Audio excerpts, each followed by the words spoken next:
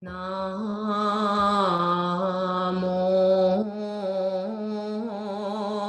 사캬모니 부다 나모 사캬모니 부다 나모 사캬모니 부다.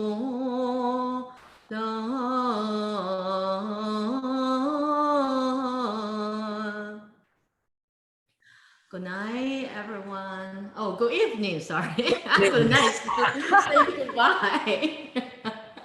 Okay, welcome to Arch with leading our study group today. And I think he really working on that. So it will be really fantastic tonight. So we are looking forward to that. And thank you, Arch. Sorry, by the way, if like Peter, Paul, anyone would like to sign up for leading for next section, so please, yeah, we have the new schedule on. All right, so please take your time. Okay, omitofo everyone. Let's start. Erwin, say we start by first reading taking turns reading the article. Okay. So I'd like to, would you please start with the reading, Erwin, and then followed by Marlene, and then Paul, and then Peter. Okay, understanding austerities. While Buddhism teaches that life is suffering, it has never taught that the experience of suffering is the only purpose in life. Nevertheless, suffering is an inevitable process on the path to achieving our goals. Since happiness does not fall from the sky and money does not grow on trees, everything about our future is entirely dependent upon how we learn and grow, how we invest in ourselves, and how we practice austerities. For example, without diligently planting in spring, how can there be harvest in autumn? If we slack off in bed and do not do any housework, how can we expect our home to be clean and shiny on its own? Without years of hard work, how can we expect to get good results? Indeed, suffering plays a vital and wondrous role in life. Hey, Marlene? The experience of suffering can be life's teacher and a good friend that strengthens and encourages one to succeed. As the saying goes, out of the worst pains emerges the best of the best. Suffering can serve as a source of nutrients and energy. Therefore, it should be utilized well as capital for our life investment. Be thankful for the experiences of suffering, for it can strengthen one's patience, diligence, and aspiration. Even if one is blessed with a wealthy and prosperous life, one must not forget all the hard work and diligence that have brought us our wealthy, wise, and knowledgeable life today. Who's next? I think me. Do not be afraid of suffering. Instead, utilize and endure it.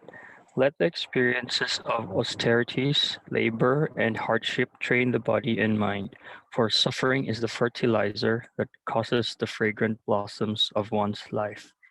In the past, monastics aspired to serve the monastery by shouldering responsibilities such as cooking, drawing water, and carrying firewood.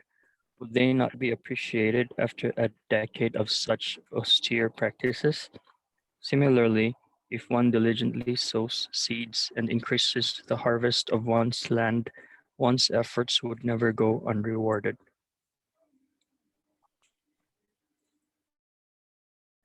Next is Peter.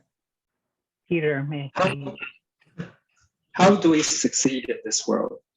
Wisdom, diligence, reason, and affinities are some of the necessary conditions. But the most important factor is austerity. For example, a successful 5-minute talk delivered on stage that touched the hearts of many would not have been possible without years of hard work and preparation. While austerity is a key factor of success, and proper practices of austerity, such as the irrational ways of non-Buddhists that cause extreme pain to the body and separation from daily life, should not be encouraged. Only by investing in oneself through proper practices of austerities, such as diligence, hard work, politeness, a sense of responsibility, and waking up early and working into the night, will one be able to reap rewards. Sheila, please. Non-Buddhists practice austerities for the sake of attaining liberation. This is why some of them eat only with their mouths without support from their hands, while others live on cliff edges or in caves. If these practices aid in attaining enlightenment, then many birds, insects, and animals would have already become enlightened. Hence, it can be seen that unreasonable austere practices cannot lead to success. After 6 years of austerities, Prince Siddhartha ended up leaving the forest of ascetics.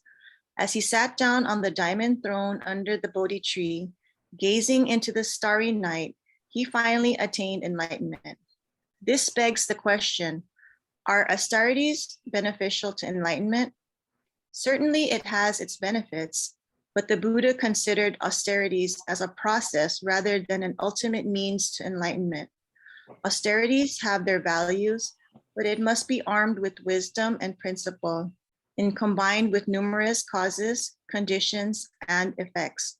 Only then can austerities boost one's spiritual practice and become the nourishment of attaining enlightenment.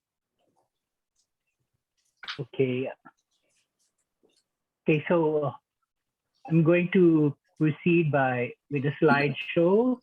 And Erwin, I'll try to share this because I'm using my iPhone as my another monitor. Share screen. Can I? Wait. Would you please enable? Okay. Share screen. Stop.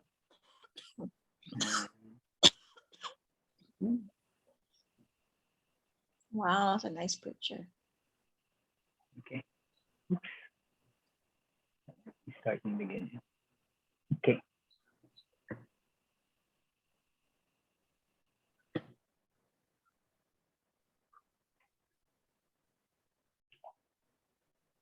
Nayara? I can. Okay. Patabang lang ko. I'll ask for help lang, Erwin, in case it's Sige, I'll prepare. Okay. So, understanding austerities, austere cultivation as nourishment for enlightenment. So here we have a photo of the emaciated Siddhartha while he was practicing austerities and asceticism for 6 years prior to his enlightenment. So I go back to the article. Wait, trying to go kita.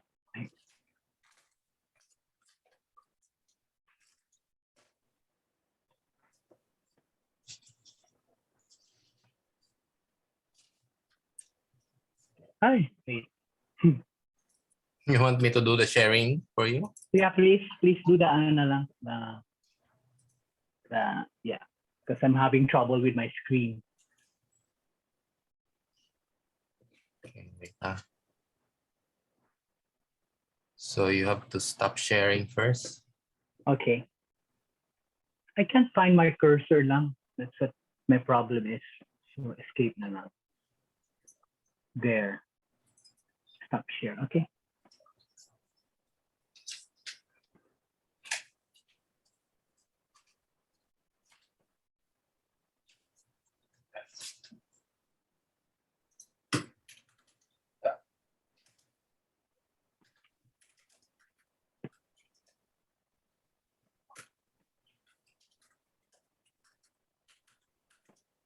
Wait, I don't know how to share also on iPad.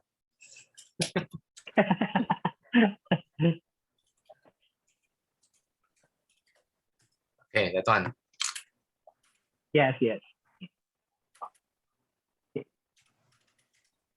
Then the next slide, please. So this is the first paragraph of the book. Life is suffering, but the experience of suffering is not the only purpose of life. This is what the first paragraph expounds on. Suffering is an inevitable process to achieve our goals. When we are able to transcend voluntary and involuntary suffering, we will attain a level of equanimity. So voluntary suffering is our austerities that we impose on ourselves or that we go in that we practice, while involuntary suffering would be suffering from outside forces, outside of us we cannot control. So when we are able to transcend suffering, we will attain a level of equanimity. It said, happiness does not fall from the sky, money doesn't grow from the trees, grow on trees, and the pursuit of happiness is different for different people. So most people look externally and find happiness in external things, in luxuries. So I work in fashion, so some people think that they find happiness in fashion, food, romantic relationships, and other external things. So, and some people use money to attain happiness. However, our future prosperity is dependent on how we learn and grow, and how we invest in ourselves, and how we practice austerities today. So instead of looking to the outside, if we look in and practice austerities, we will have a blueprint of attaining happiness. In the second paragraph, can we have the second slide, please, Erwin?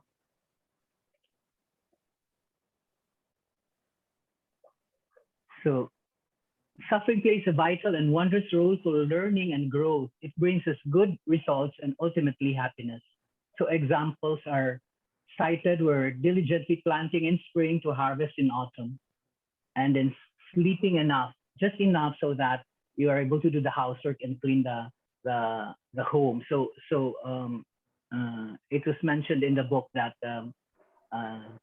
the house cannot clean itself. So we have to do the cleaning, and we have to just sleep enough, not oversleep. When we oversleep and we don't have people helping to clean up our things in our house, then we end up with a dirty surrounding. In the third paragraph, you have metaphors of austerities. May we move to the next slide, please? So suffering is a teacher. So metaphor for suffering and austerities. Here, suffering is self-imposed suffering is also known as austerity. So suffering is a teacher, a good friend that strengthens and encourages us to succeed. Out of the worst pains emerges the best of the best. This is the more challenges you have, the more things you learn, the more you grow spiritually and mentally, emotionally also. So challenges are necessary. Suffering is necessary for us to grow spiritually. Suffering is a source of nutrients and energy. It's like fuel. So we should use it as capital for our lifetime investment.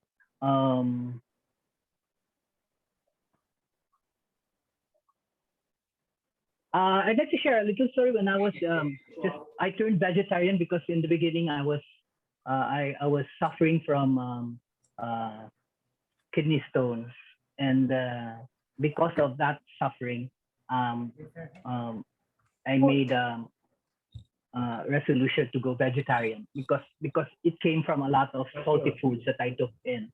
So when I turned vegetarian, I tried for a year and a half, and then I failed because I went to my friend's house and they didn't serve any vegetarian food, so I had to to eat an animal-based protein. So I failed, I stopped being vegetarian. But then after a year, I made the resolve. I made the resolve to try vegetarianism again for at least a week because I was eating too much unhealthy food when I was on vacation in Bacolod. So while when I came back to Cebu after the vacation, I continued eating vegetarian, and that went on until today. So the year and a half that I was struggling to be vegetarian, and then I failed, was like my austerities, because I wasn't, I wouldn't, when I'd eat at home and there was no meat or no animal-based protein on the table, I would say, "Where's the food?" And then after a year and a half of trying, after turning vegetarian, I failed after a year and a half. But then I made the resolve. I said, I'm going to try again. So I did that, and to this day, I'm vegetarian. So you would say that I was successful in modifying my diet because of the austerities that I practiced for a year and a half. And after that year and a half, I failed, but I still decided to continue. I still tried. So the austerity that I experienced in the beginning, the austerities of abstaining from food which was not healthy for me, which made me sick, was my fuel for becoming vegetarian. Can we move to the next slide, please?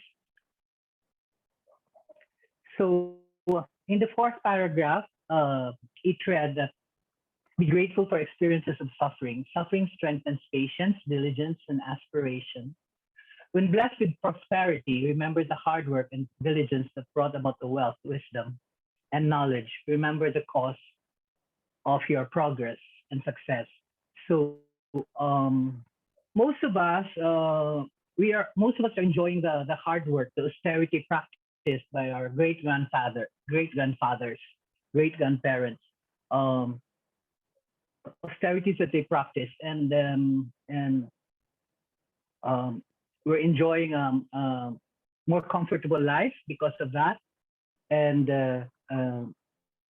but we should not forget the sacrifices that they made, and also we should also do austerities, practice austerities, so that in the future we will continue to enjoy a comfortable life.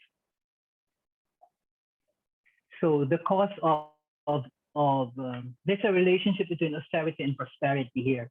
So when you practice austerity, it becomes a cause, and later when you reap it, you become prosperous. So the prosperity, flourishing, and progress becomes the effect.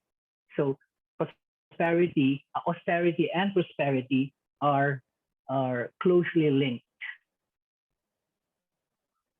May we have the fifth paragraph, please?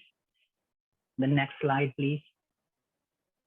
So on the fifth paragraph, it says endure. It's about enduring of austerity. So don't fear suffering. Use it, endure it, embrace it.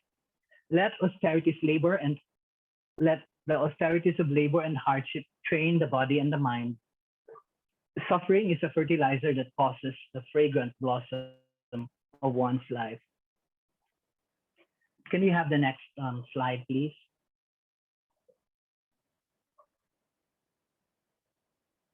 The practice of austerities is a form of cultivation. Austerities practiced by monks who aspired to serve the monasteries in the past included cooking, drawing water, and carrying firewood.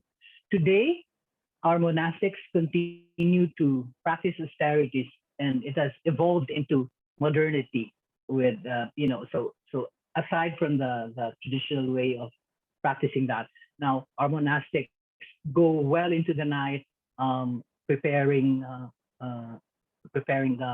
organizing the books for the temples, and activities, and even doing computer work, etc. So today's monastic work includes working long hours to organize the office. Because of the efforts of the monastics in the monastery, we're able to because of the efforts of the monastic, the monastery is able to function on a daily basis. Devotees and volunteers also do their part. So decades of such austere practices are integral in the upkeep of the temple. Recently, for example, we don't have enough manpower in Chon Temple, so we asked some of the devotees and some of the meditation group members of the meditation group came over to help put down the lanterns from the New Year, the Chinese New Year celebration. So it's the monastics and the lay people and the devotees working together for the upkeep of the temple and the monastery. Through the Sanghas austere efforts, the devotees are able to visit a clean temple and cultivate conveniently. May we have the next slide, please?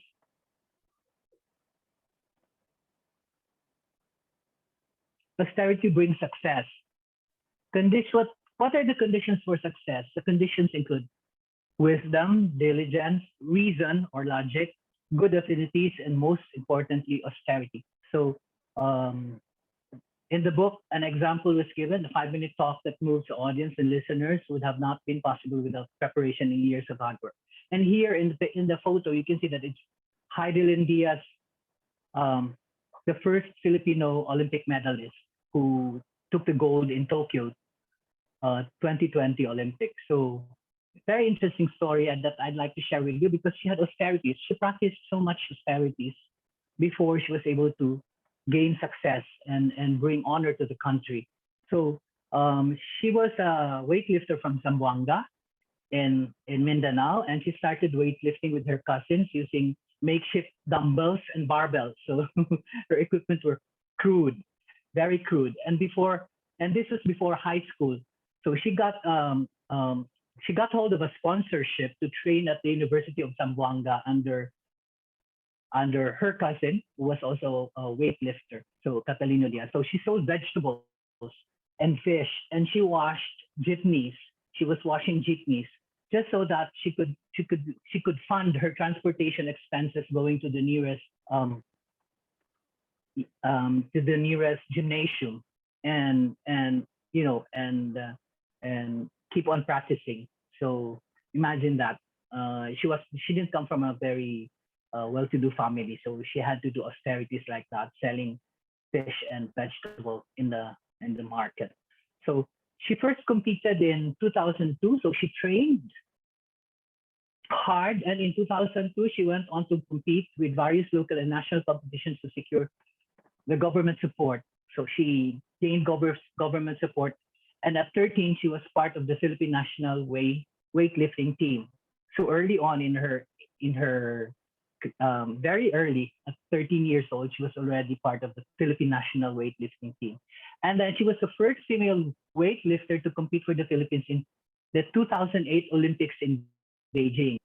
So she was able to go to Beijing to compete for the Summer Olympics, and she gained valuable experience. No medals, no citations. I think she was one of the last.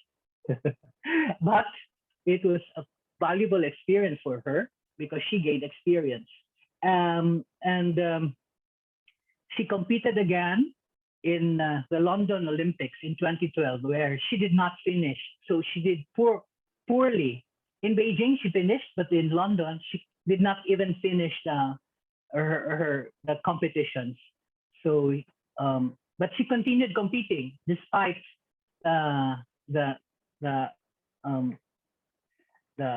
despite not finishing. She continued to compete and garnered gold medal in the first Asian weightlifting competition in Bangkok. So she went on, she forged on, and then and also 3 bronze medals in the World Weightlifting Championship in Houston, Texas. So part of austerities is the will to continue, because if you stop, then well, that's it. You lose, and you're not able to um, uh, garner success. So in 2016, she won the Olympics silver medal at Rio de Janeiro in Brazil. So and in 2018, she won the gold medal in the Asian Games in Jakarta, Indonesia. In 2019, she won the gold medal in Southeast Asian Games, Manila, Philippines, and another gold medal in 2020 at the Roma Cup in Rome, Italy. And then finally, in the 2020 Summer Olympics, which was held in Tokyo, Japan, last year, July 2021, she won gold. The gold for the Philippines, and she's the only. And Erwin, Erwin here notes that she's the only Filipino Olympic gold medalist. We don't have another actually, and there was like a 20 years of the Philippines having absolutely no medals from the Olympics, and she was one of the first one who broke that lull. May we have the next slide, please, Erwin? So the proper and improper practices of austerities. Austerity is a key factor for prosperity and success. Austerity refers to a spiritual discipline or spiritual practice that purifies the body and the mind. However, improper practices of non-Buddhists that can cause extreme pain to the body and separation from daily life should not be encouraged. Only by investing in oneself to proper practice of austerities, such as diligence, hard work, politeness, a sense of responsibility, and waking up early and working to the night well before will bring good progress and improvement. So extreme asceticism is an example of improper austerity. So what is asceticism? Asceticism comes from the Greek word askesis, which means to train or to exercise. So voluntary suffering, self-denial, self-discipline, self-abnegation, and self-inflicting pain. Next slide, please, Erwin. Okay.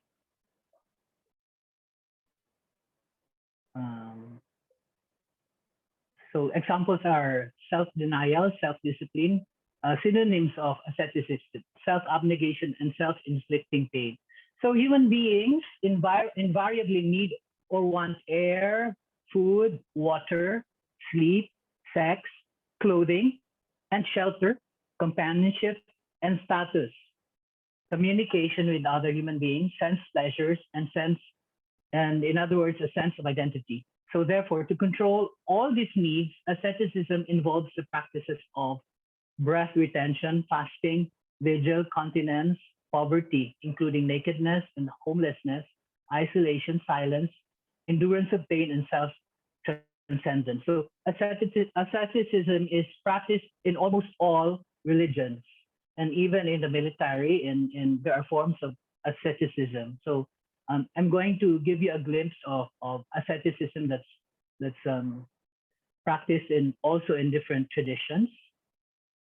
Going to be talking briefly about that. And in one of the articles that I read, asceticism is classified into two types: natural asceticism and unnatural asceticism. So what is natural asceticism?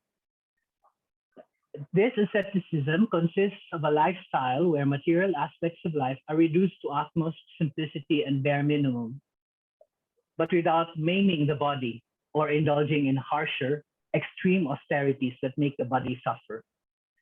So examples are even abstinence from simple pleasures like chocolates, carbonated drinks, ice cream. So this can be a form of austerity if you voluntarily do this. So vegetarian is definitely a form of austerity when you vegetarianism is definitely a form of austerity. Okay. Abstinence from alcohol, fasting. So fasting, abstinence from food, a tradition that follows this is Islam, wherein during Ramadan they fast for 40 days. They go into fasting, and according to the source that I read, the article that I read, during Ramadan, a fasting Muslim empties his stomach of all material content to fill his soul with peace and blessings, to fill his spirit with piety and faith, and to fill his mind with wisdom and resolution. So the fasting is connected with spirituality, with transcending your mundane pleasures. Um, Another example of natural asceticism is nocturnal vigil. So nocturnal vigil is when you force yourself not to sleep. This is a form of asceticism. So or you go in intervals. Okay, today I'll sleep for an hour. Tomorrow like this. So of forcing yourself to I mean yeah, depriving yourself of 8 hours of sleep can be a form of austerity. Um, for adults, for people our age, we don't need 8 hours of sleep, so we need less. So, but that's not deprivation. That's biological. Biological. So, it's a natural and voluntary form of asceticism. Okay, celibacy, which is abstinence from sex, air deprivation. So in some Hindu yogic traditions, they do pranayama. So pranayama is controlling the breath. So you do, and then you hold your breath for 11 seconds, exhale. So these practices of depriving yourself of air is another form of, it's a form of natural asceticism. It's called, and the practice is called pranayama. Self-isolation, so going into forests, depriving yourself of the company of other human beings. So seclusion from society is natural asceticism. Renunciation of worldly goods and possessions. So I know Rachel just buys black shirts. This is a form of asceticism. Rachel is one of the founders of the Cebu Meditation Group, and he lives a very simple Zen life, and he just has black clothing, and maybe I don't know how many pairs of shirts, but he tries to keep he limits it to a few shirts and a few pair of pants and a few pairs of shoes, and that gives him clutter. That declutters his closet and gives him less. It gives him, makes him faster in dressing up. If you don't have so many clothes to choose from, like my closet is so full of, it's organized, but there are colors that are in there. So I take more time and I create clutter when I try to go to change for a certain occasion. So renunciation from worldly goods. So fashion, if you renounce from fashion, then you're practicing asceticism. Don't buy the newest clothes, or renouncing from technology. Don't buy the newest iPhone. Okay. In short, renunciation of everything conducive to hedonistic pleasure. So hedonism is the opposite of asceticism and the practice of austerities. I will go into that later on. So a natural asceticism, this is the second form.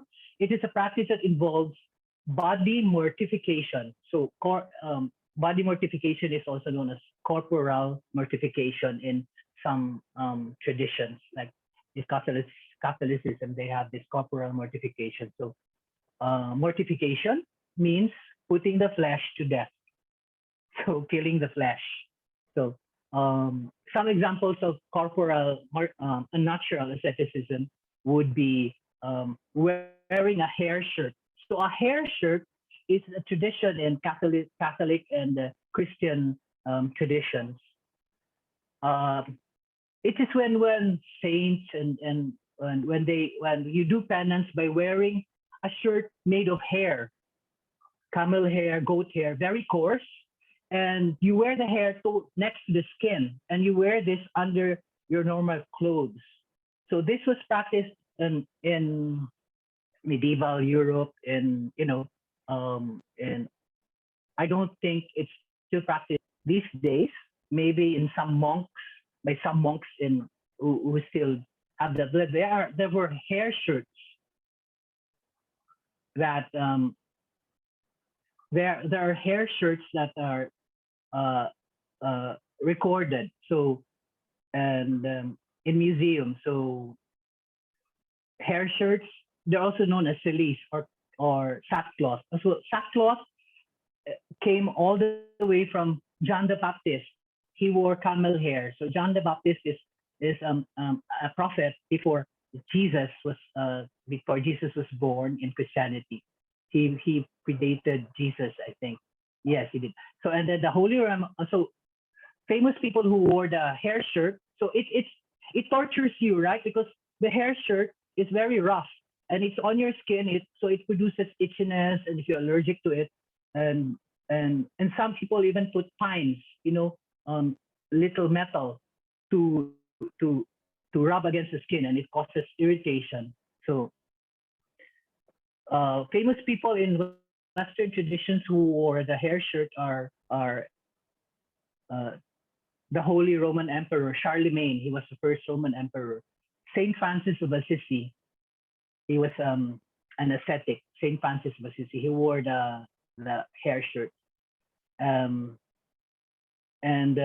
So these are in Christian and Jewish traditions. The sackcloth is used in Jewish traditions for mourning.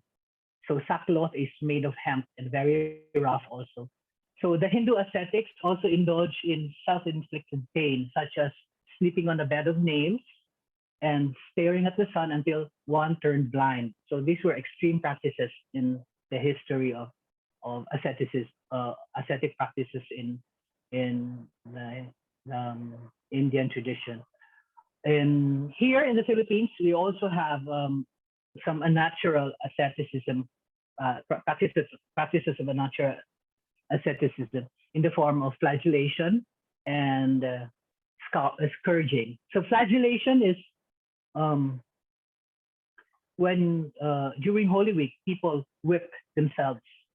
Okay, may we have the next slide, please, Erwin?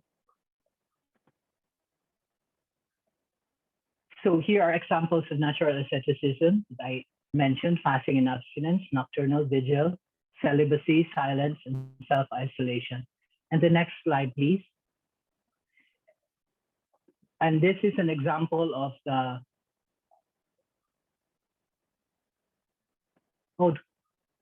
can you please move forward to another slide?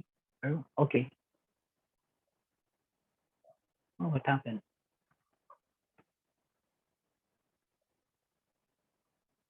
Okay, and one more, please, Erwin. Okay, there. So sorry, something went wrong with my slides. So here, this is a natural asceticism, which involves body mortification and harsh self-inflicted pain. So wearing a hair shirt or sackcloth or cilice, blinding by staring at the sun, castration, flagellation, and scourging. So what you see here is a whip. They use this whip. Some of the Christian devotees use this to whip themselves, to flog themselves during Holy Week, and say, this is a form of penance for their sins, for their transgressions.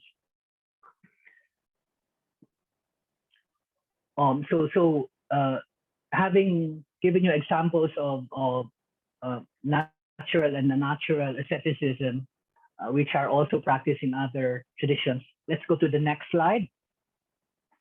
And here, so on the 9th paragraph of the book, it says it talks about unreasonable practice which cannot lead to success. Okay, so non-Buddhists practice austerities for the sake of attaining liberation or penance, but unreasonable austere practices cannot lead to success. So examples given by the Venerable Master Xingyan is eating without the use of hands. Okay, eating without the use of hands was a spiritual practice. So also, if eating was, if so, wouldn't birds be the best practitioners?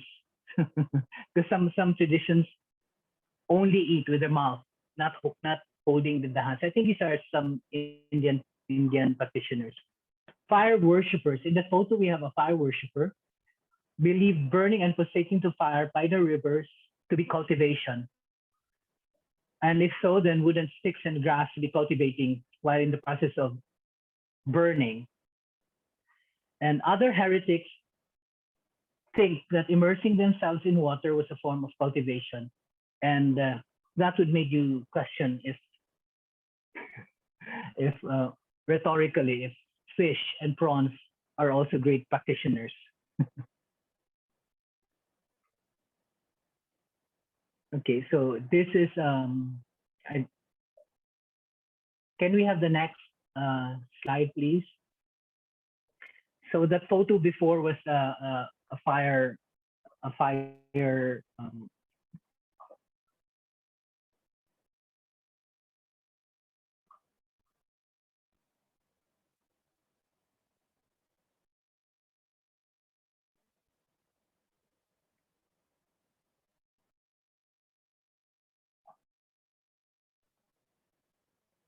Okay. Erwin, can we go back to the previous slide, please? I think I missed one slide. Okay. Okay. So this one. So what did the Buddha have to say about asceticism? So the important points of what the Buddha thought about asceticism is discussed in the Agama Sutra. And Erwin, if you can please share with us the article on the importance on the Agama Sutra, Lion's Roar to the Udumbarikans.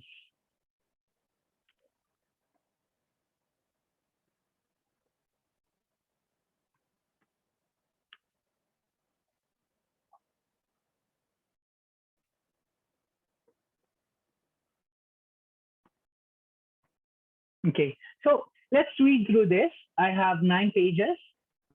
So this is from the Agama Sutra, Udumbarika Shinada Sutta. So the great lion's roar to the Udumbarikans.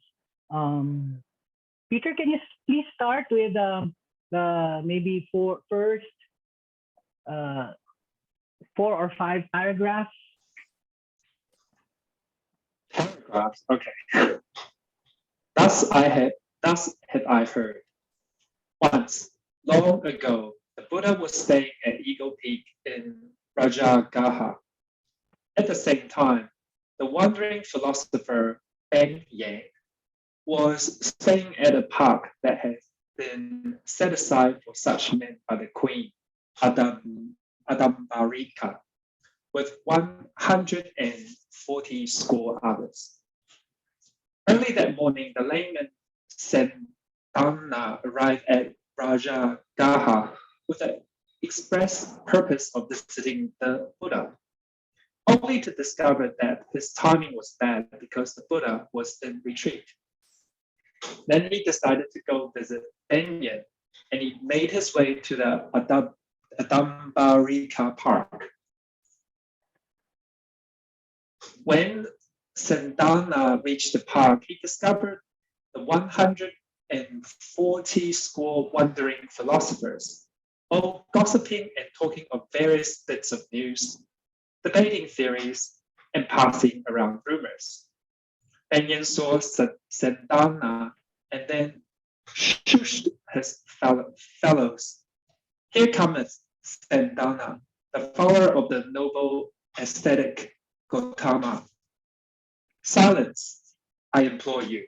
He and his brethren, those other white-robed laymen of Gautama, are very fond of silence, and we want to encourage his kind to call on us. They are good fodder for our debate.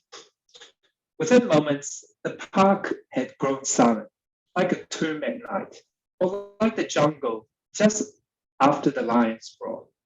Sandana found Benyon, and they greeted each other kindly and took seats. I find it interesting, Benyon, how the wanderers in this loose confederation conduct themselves. You make all manner of conversation and pass along gossip and rumors. The noise is almost a shock, given the sheer number of men present here. Methinks I like the Buddha's conduct in this view better. Reclusive in the forest, silent away from meddling things like gossip and rumors.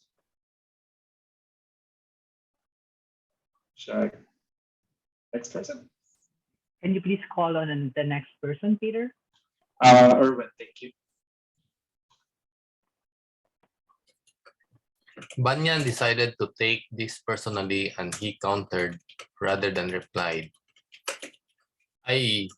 Tell me now, you white-robed layman, who does Gautama talk to and converse with? How can he possibly sharpen his speaking skills or his mental abilities away from other people? Nay, I say that Gautama grows weaker in wisdom for his solitude, not stronger. He is not accustomed to crowds. He is not in touch with the people, and he is no doubt a poor debater. In fact, if he were to come to this park right now, this very instant, we would befuddle and confuse him with one question. He would topple like an empty jar. The Buddha, hearing this exchange with his purified ear, left his retreat and went down to the Eagle Peak towards the park. Banyan caught sight of him approaching and again coaxed his men down to silence. As his last statement had brought them to cheering, he said to them, "Quiet, my men, quiet. We want that Gautama to come to us, and if we appease his desire for a quiet atmosphere, he will no doubt come. If he does not come, we'll ask him what his doctrine is." Then the Buddha approached Banyan, who greeted him. "Merry meet and welcome, friend. At long last, Gautama has seen fit to pay this place a visit, so please take a seat." The Buddha took a seat, and Banyan sat on the ground. "Banyan, what were you just now speaking of? What conversation did I just disturb?" "Why, Venerable Sir, we were just planning on what question we would ask you should you come to our park. Having planned it, I shall now ask it. What is this Dhamma you teach to both your ascetic followers and your white-robed lay followers?" "Banyan, I say to you that this Dhamma is going to be nary impossible for you to grasp." "Why this?" "Because, Banyan, you hold onto different beliefs, you have different inclinations, and you are exposed to different experiences. Why don't we instead talk of something more pleasant for you and your fellows? Let's talk about your doctrines instead." How about I call Auntie Marlene?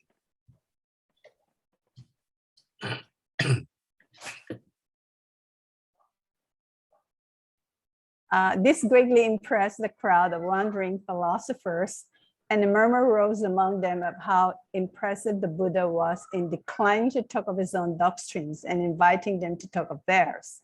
Banyan, after imploring his fellows to cease their murmuring, stated to the Buddha, "Sir, we preach stubbornness and strictness, seriousness and rigor. We regard austerities of the highest quality to be vital. As such, however, what do you think Venerable Gautama fulfills them?"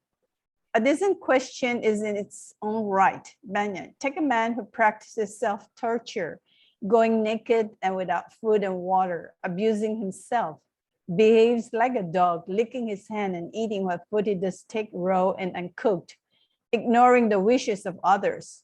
Or when he needs to wear clothing, he uses rough clothes, the kind dead bodies are wrapped in.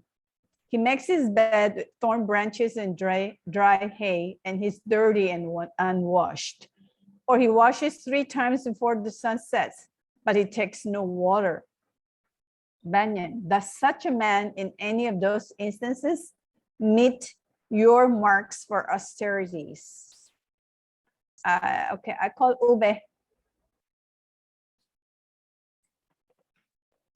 Indeed, such man doing any of those practices would. I maintain that they are in fault, Banyan. Eh? How's that? Banyan, consider this. There is an ascetic who practices his austerities with unmatched zeal, but is satisfied with just so much, or that much more. Then it brings him naught but a big head. He becomes full of himself and careless. That's a blemish. Suppose that people take alms food to him, gifts of love and gratitude, gifts given to him out of trust and respect. With his big head, once they have left, he divides the food up, throws out what he finds distasteful, and eats only what he thinks is worthy food. That's also a fault. Suppose one takes up these austerities with the thought, now I am worthy of respect. The royalty and the nobleman will all bow down to me and pay respect. That too is a fault. Also, it can make them overly critical, and he will look at others he disfavors and use his own austerities to belittle them, saying, see how that one indulges? See how he gnaws down those rich foods with that thundering maw his head wields? How can anyone respect him? That's another fault. Suppose he sees one of his rivals being praised, being offered alms, and being worshipped, and thinks, what? How dare they honor him and ignore me? I am obviously the superior. They just do not see it. He turns green with jealousy, which is another fault.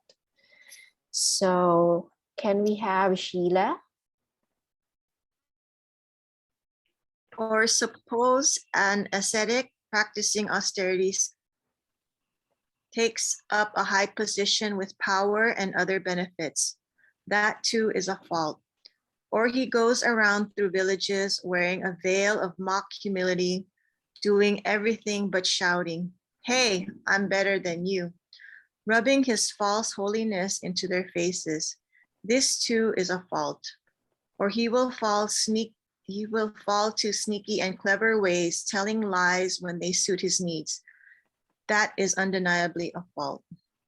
Suppose a Buddha or an Arhat gives Dhamma that the ascetics would and should agree with, but just for the sake of stirring disharmony, he does not. That is a fault.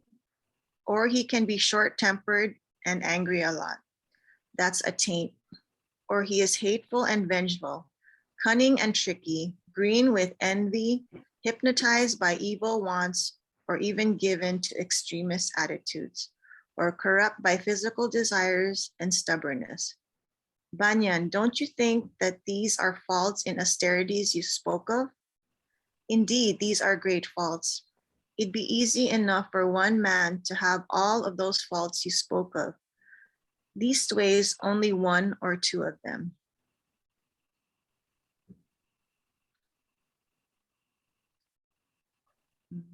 Banyan, now consider a man who does the austerities you hold to be high, but who does not satisfy so easily. He does not get a big head and deftly avoids all of the faults I mentioned. Thus, in that regard, he is pure. When a Buddha or an Arhat gives Dhamma that the ascetics world and should agree with, he agrees with it. This is the opposite of a fault, a taint, a blemish. It is an action that is pure. Likewise, his temper, he is not short-tempered.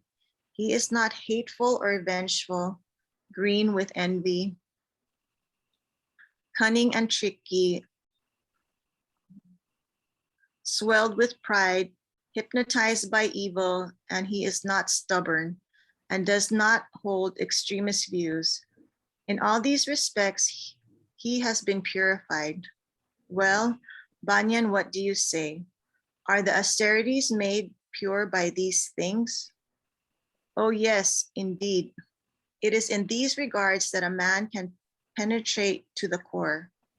Nay, Banyan, it reaches not the core, but only the outside of the skin. Eh? Well then, how does one make his austerities achieve the core? Explain to me, for I would like my austerities to reach the final stage.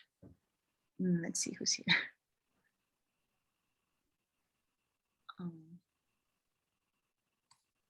How about Alvin? Hello, good evening, everyone.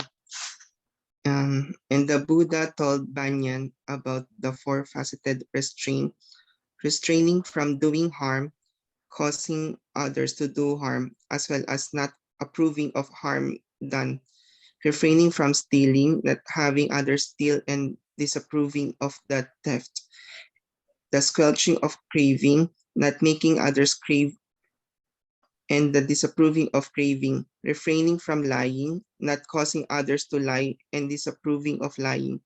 The Buddha also spoke of going into private retreat into quiet places, forest or graveyard, and meditating, abandoning both uncaring laziness and helter-skelter worry with a calm mind, being absolutely sure of oneself concerning all things wholesome. The Buddha spoke of filling one's heart with loving kindness and equanimity, and the disbanding hatred and contempt. Well, Banyan, what do you say? Is this the core of the austerities, the highest attainable? I should certainly think so, yes. Nay, Banyan, it is not the core, it is the only right below the crust. Well, tell me what the core is. And the Buddha told Banyan about remembering past lives and being able to use those memories to instruct other people. Okay, can I pass on to Paul?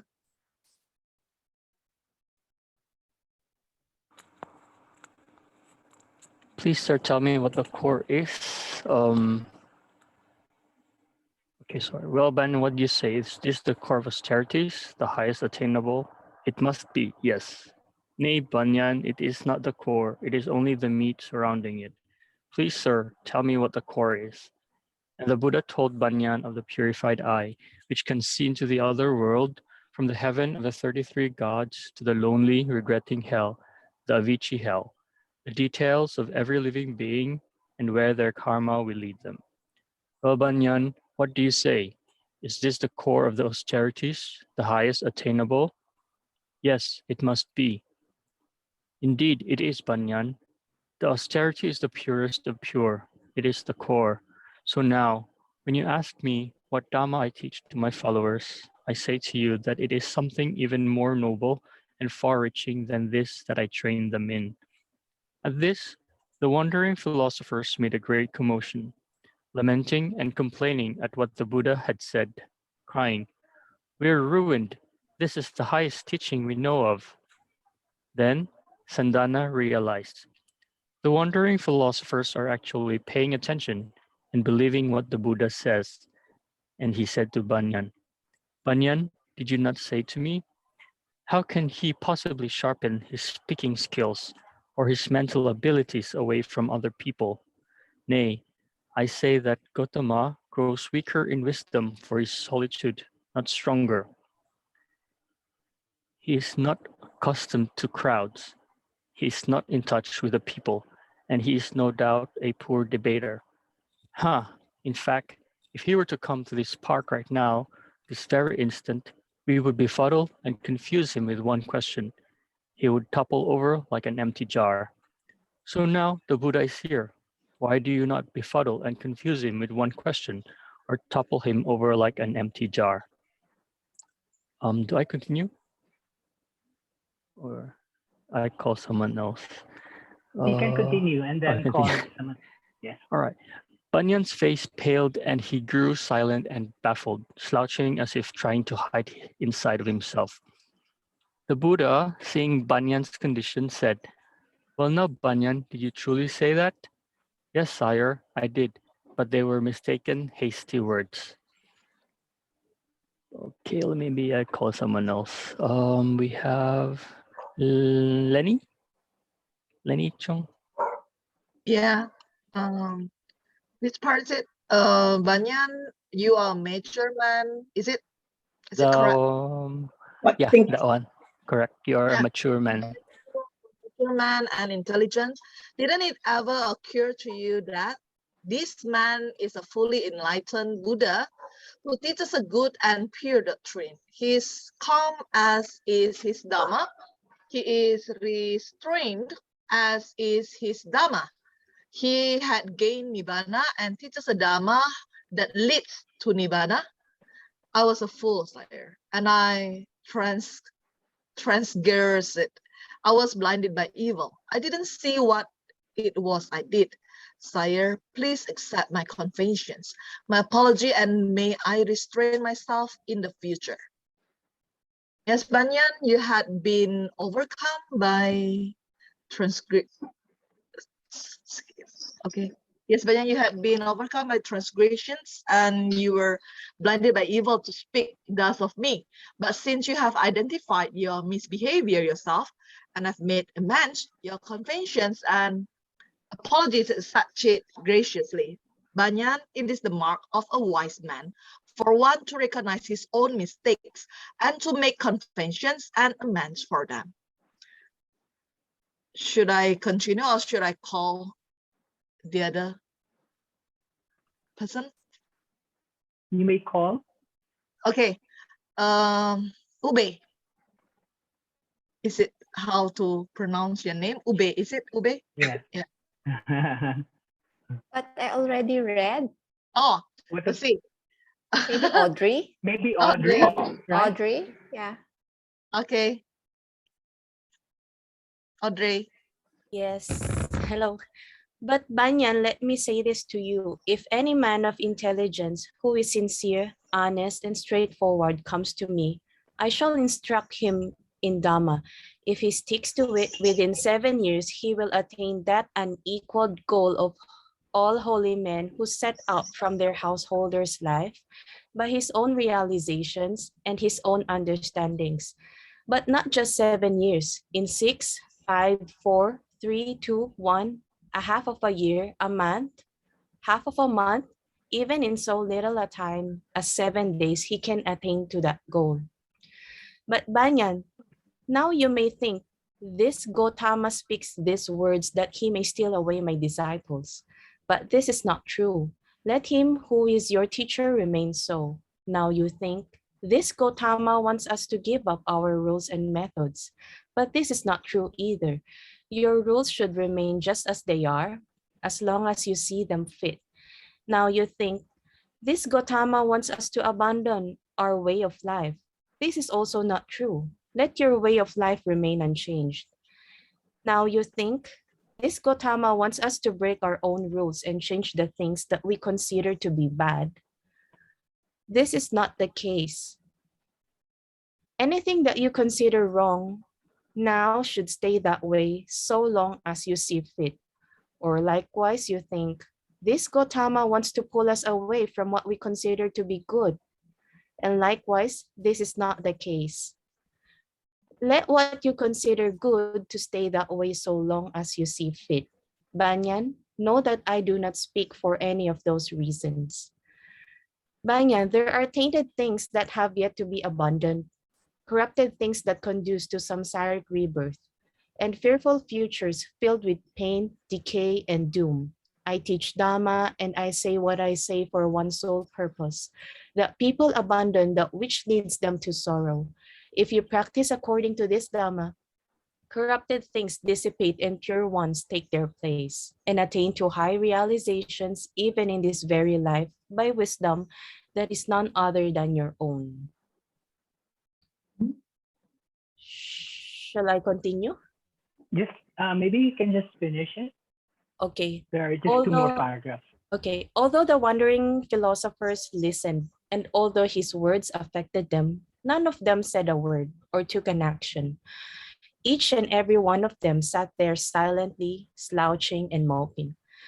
Then the Buddha stood up, looked at the crowd of men, and said, Mara has them all so firmly clutched in its grasp that they choose to remain fools than to ever say, let us try this Dhamma of Gautama's and learn it, for 7 days is an insignificantly small period. Then, having roared the roar of a lion, there in the park, given to the wandering philosophers by the queen, the Buddha left the place and returned to Eagle Peak, being closely followed by Sandana. Okay, so this is the lion's roar from the Agama Sutra. The lion's roar to the Udambarikans. We can see here that the Buddha skillfully preached his dharma by asking the Udambarikans first about their doctrine or their beliefs, and then he was able to share the dharma after, because they were open to listening to it after they share their own. In this sutra, the Buddha mentions the five hindrances to the path of enlightenment. So there are sensual desire and also the antidote. So sensual desire, you can meditate on the impermanence of objects. Ill will, that's the second hindrance, or aversion or anger driven by resentment.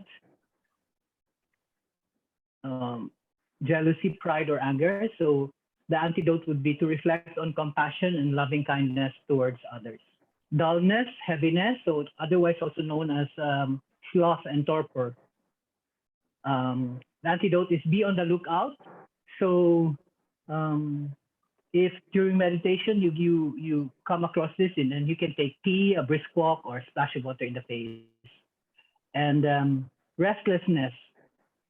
So if restlessness, when the hindrance of restlessness arises, you can bring your mind to the moment. So breath counting, and develop contentment and inner serenity. And then the last is skepticism or skeptical doubt. So when skeptical doubt arises, when this hindrance arises, you ask questions and seek clarity from mentors and teachers. Also, the Buddha shared the austerities of the five precepts. So he mentioned in his discourse with Nirodha. Nirodha is banyan. So the Sanskrit name of banyan is Nirodha. He mentioned refraining from killing, from stealing, from lying, indulging in sensual pleasures, so indulging in intoxicants and sexual misconduct.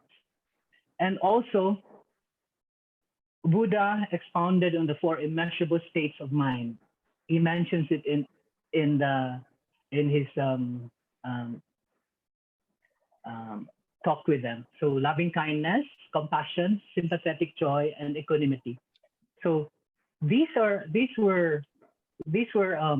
the points that were discussed in this particular sutra. So if you want to read it again, we can provide you with a link.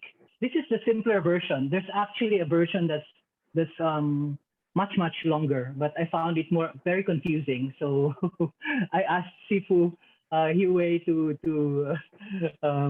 help me through it and see if the points that she helped me with the points that were discussed in this particular sutra.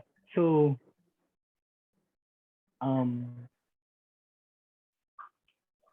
we'll go back to the book now, and then I'll end by asking you to share some of your experiences and maybe some insights into this topic. So can we go back to anyway, to the slides. So on the 10th paragraph of this slide, on austerities, Venerable Master Xing writes that after 6 years of austerities, Prince Siddhartha departed from the forest of ascetics, realizing that extreme asceticism was not the path to enlightenment. After attaining Buddhahood on the diamond throne underneath the Bodhi tree, Sakyamuni Buddha explained the middle path between the extremes of asceticism and hedonism or self-indulgence. So there are two extremes that we should avoid if we practice as practicing Buddhists. So the extreme asceticism, which is hurting yourself or bodily mortification, and the opposite of that is hedonism or self-indulgence. So hedonism is the ethical theory that pleasure and satisfaction of desires is the highest good and proper aim of human life. So those are two opposite philosophies. And what the Buddha proposed and practiced was the middle path, the middle way between asceticism and self-indulgence. So the Buddha expounded on the way to the cessation of suffering through the Noble Eightfold Path. So this is the path that the Buddha has taught us. Austerities are useful to practitioners, but they are not the ultimate means to enlightenment, but rather a beneficial process. And furthermore, austerities must come hand in hand with passion, wisdom, and principle, combined with causes, conditions, and effects. And only then can austerities boost one's spiritual practice and become the nourishment to attain enlightenment. So practicing the middle path. So all those 5 precepts, the 4 immeasurable states of mind, and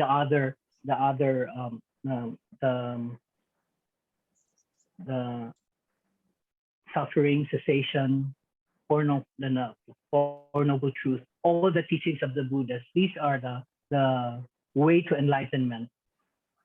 Austerities is part of the process of enlightenment, but it's not the only means. It's not the end all. You have to, as mentioned in the book, towards the end of the book by Venerable Master Xing, you have to have practical wisdom and combined with causes and conditions to be able to successfully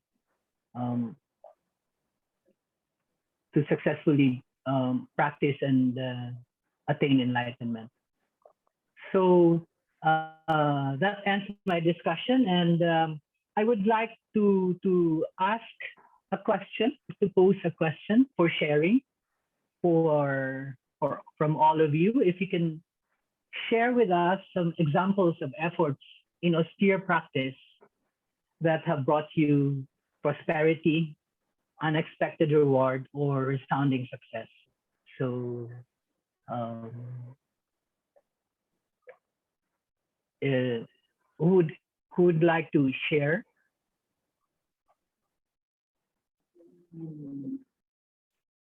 Some austerities that brought you austerity and prosperity. So austerities that brought you good causes and conditions, prosperity, and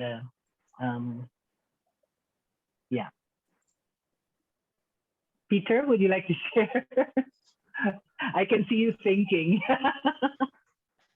Yeah, I'm still thinking. I can't. The one I was thinking is probably just meditation and chanting. Right? I remember initially when I go to the temple and I have to chant, and it's always been quite, because my monkey brain, it flies everywhere.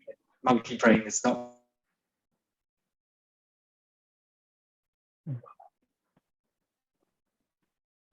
Naputol. since I was a kid, and and I'm close. I'm in my 40s now, and I'm actually finally beginning to understand what's written in them. So, you know, it's been a long process. So I would say it's it's a really good success that I pushed through with it. Now that I'm actually can sort of understand what the Buddha is teaching. And at the end of the Dharma services, when the venerables are giving their Dharma talks, in the past, I had no idea what they're talking about.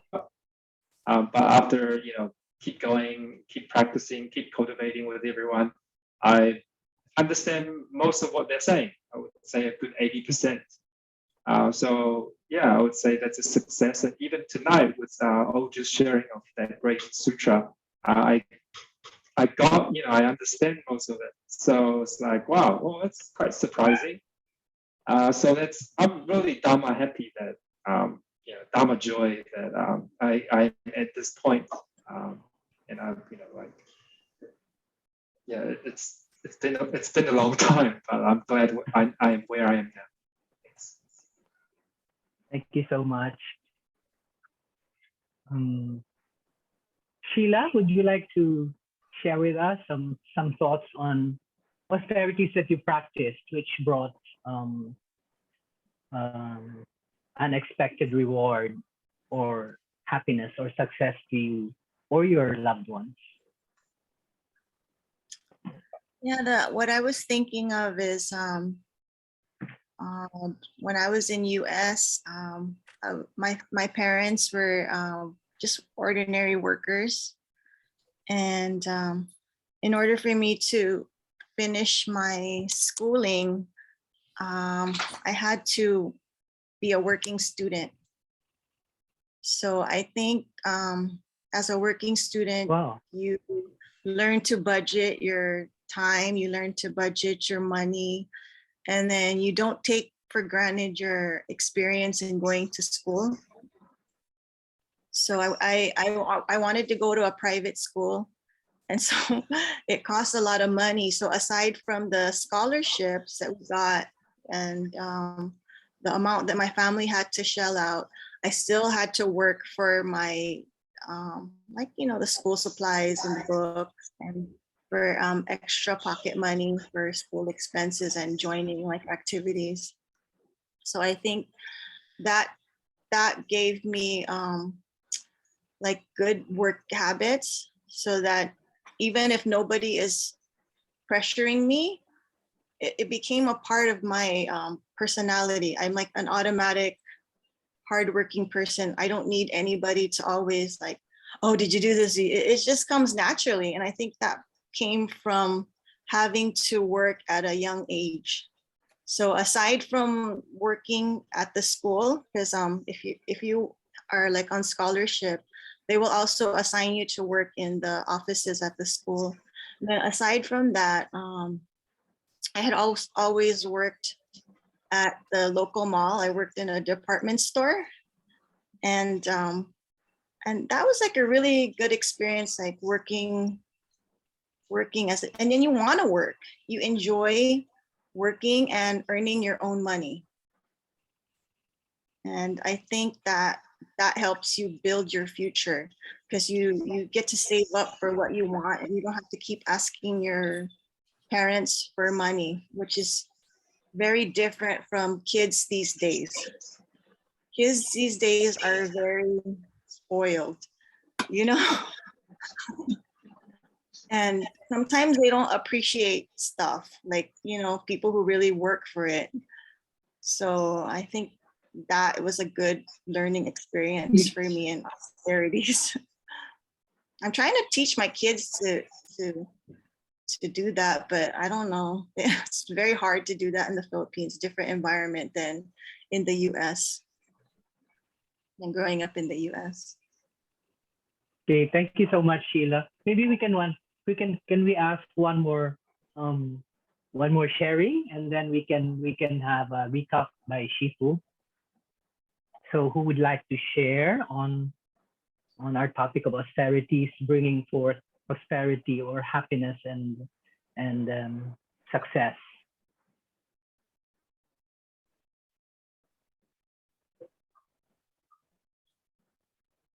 Ube, would you like to share?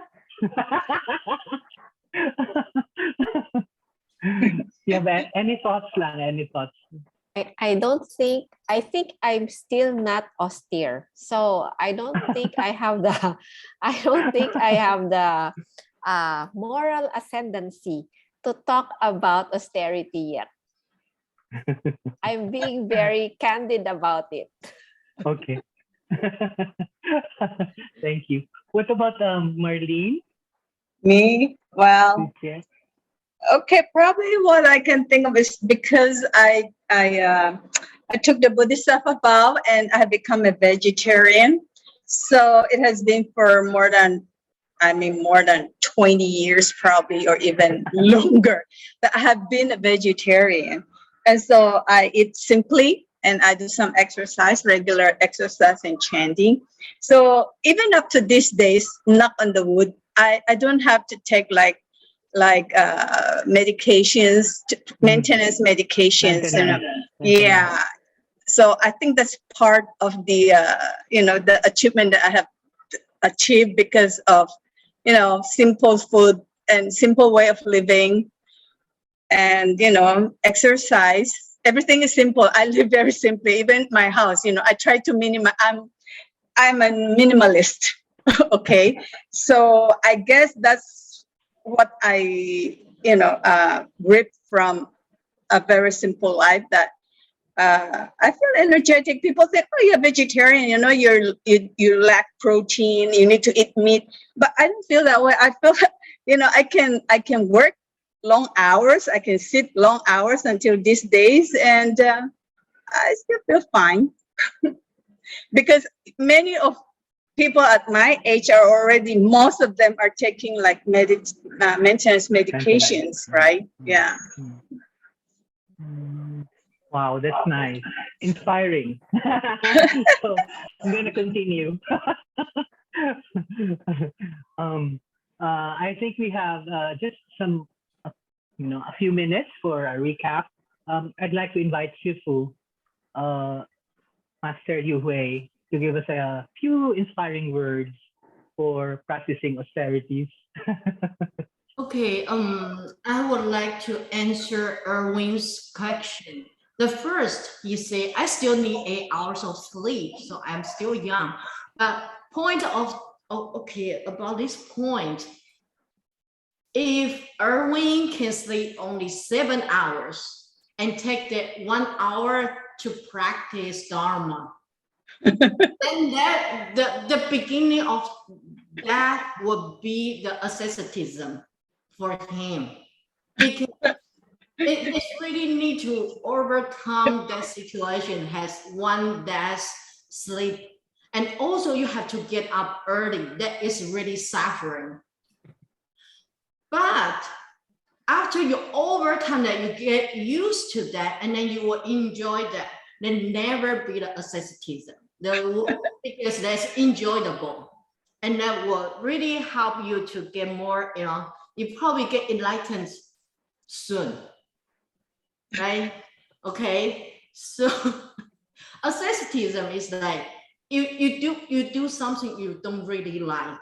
So there's the process, but never be a purpose, okay, to do the asceticism.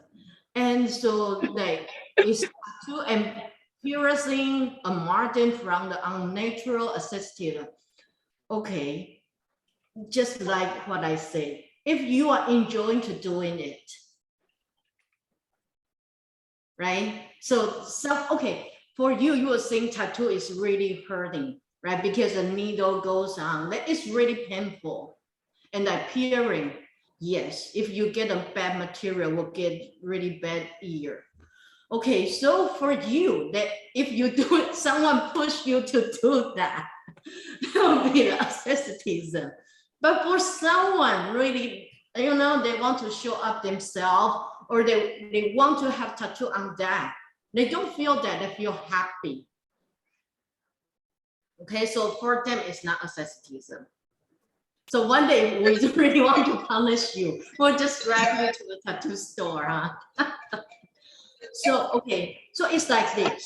I want to mention like the other day I shared with Arch. There's a monastic she shared with me.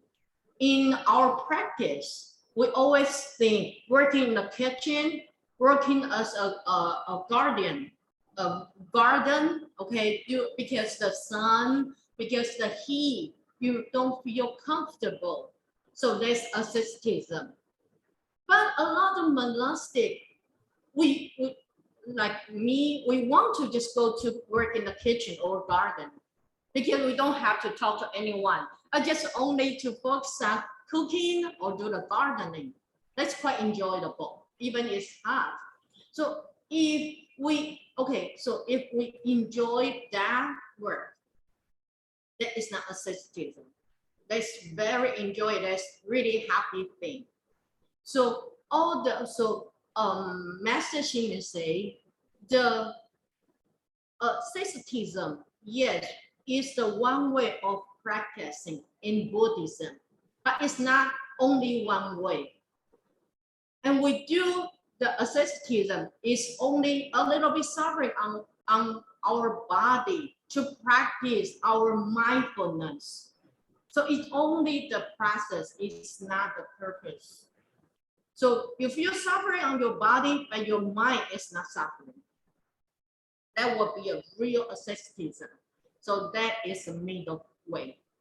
So always practice in the middle way, not over or less. Okay, so yeah, we encourage you wake up 1 hour early and read more Buddhism. Okay. But Shifu, I have a question. So Yes. for me, like I have been a vegetarian. It's because I take the precepts, but now it's kind of like habitual and I'm used to it. That's not austerity. Is it or is it not? No, it's not. Because Oh, you it's not. enjoy it. Huh? Some people, yeah, they see you don't eat, and they will think you don't eat healthy or you eat only vegetables. Yeah, for them, okay, if someone really like to eat meat, for them it's asceticism. But for you, no. You feel Oh, 'cause body feel more healthy, right? Okay. All right. Because it has become a habit, or it's a habit already. It's a habit already. Yeah. So you're happy to doing it. Okay. Yeah, and then you achieve the goal. So it's a little, we have a lot of inspiration in our daily life. So one time you realize, oh, yeah, I love that. I enjoy that. That's all. It's like kind of it's aspiration in your life. And that's happiness. And that's practice. Any more questions? Any more comments and questions? No more? No comments? Everybody is austere? So if none, we'll do the dedication of merits, and then after we'll take photos. Okay.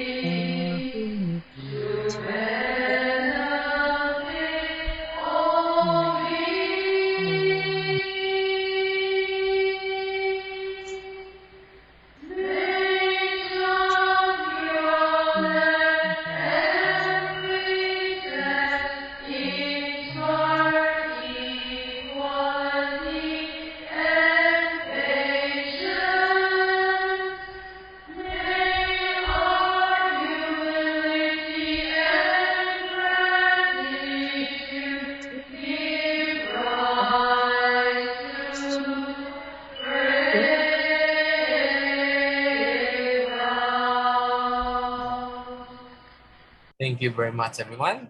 Night. Hope you can turn on your video so we have more people on our picture. I think we'll have to advertise more our group.